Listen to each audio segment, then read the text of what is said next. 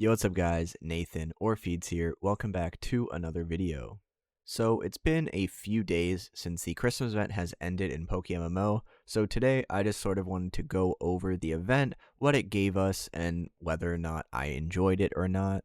I also want to know if you guys thought the event was good or not, whether it be certain elements or just in general, so please let me know in the comments. So the first thing, the thing we get in every event is the swarm Pokemon, turning them in for mysterious balls. So I actually really enjoy swarm Pokemon, catching them and turning them in. It's probably because you can make really good money for just catching Pokemon. I also think it's really cool that a lot of the, sort of season or event exclusive swarm Pokemon we see, some of them are generally pretty rare.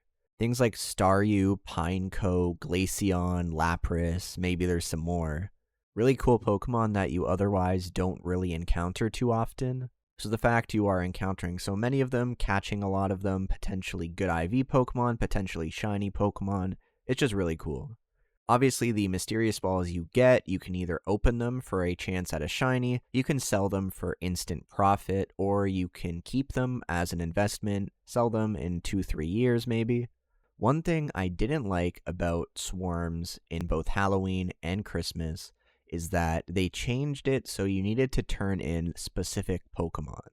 Now, correct me if I'm wrong, maybe this is something they didn't change, but I only started playing the game back in January of last year, and during the Lunar New Year event of 2024, you didn't need to turn in specific Pokemon, you could just turn in any Pokemon, and I believe it was 5 or 6 to get a mysterious Cherish Ball.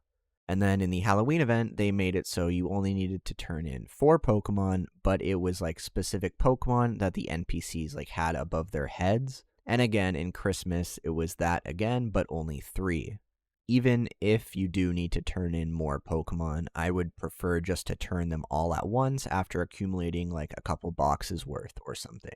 The next thing for the event was Lost Presents. So I think Lost Presents are a pretty chill concept. You could either just grab some, turn in just enough to get a couple vanities, or you could grind them really hard until the big Lost Presents and then wait for those callouts.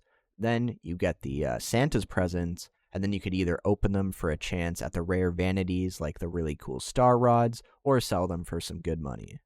Sealed product in general is pretty cool, I guess, because there's so many things you can do with it.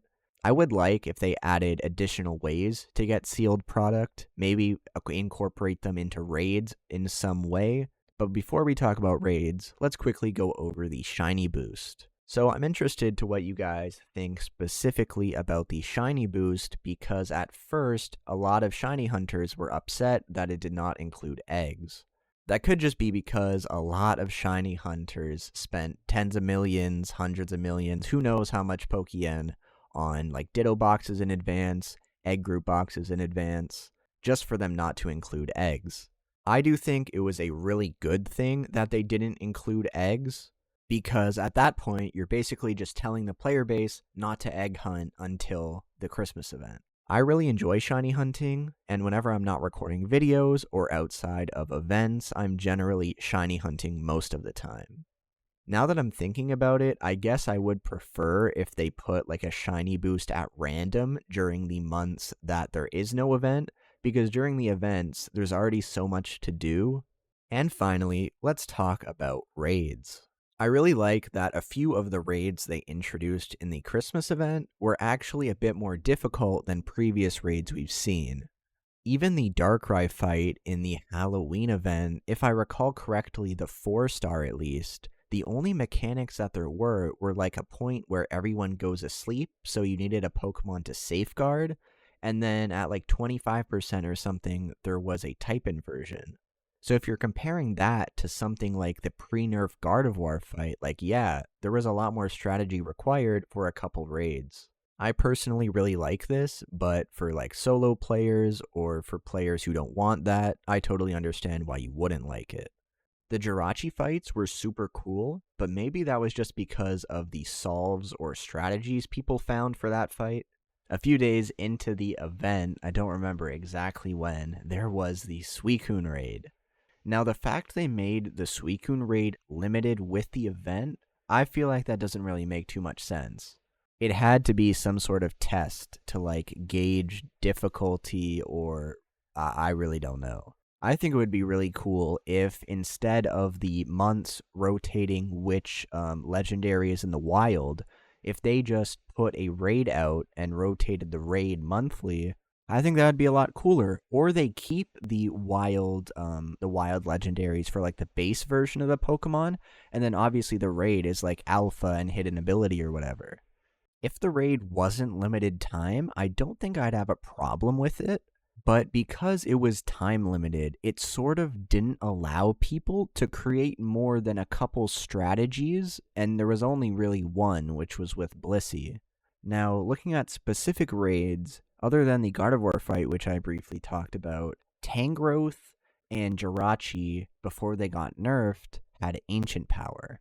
I want to know what you guys think about RNG in raid fights. I think if they want to make a fight more difficult, it's not going to be based on an RNG mechanic like a move that could Omni Boost you. They introduced the adaptation mechanic with the very first raid boss. So for the most part, this just means you're going to need to switch to a different super effective type. But I'd be interested to see if they implement this mechanic on a Pokemon that maybe only has very limited weaknesses. I'm definitely excited for more raids, more mechanics, more strategy, whatever. So let me know what you guys think about raids. That's really it for this video, just a chill short video on what the Christmas event brought us and what my thoughts were on them. Leave a like if you enjoyed, let me know what other types of videos you want to see from me in the comments down below, and subscribe for more content like this. Peace, guys.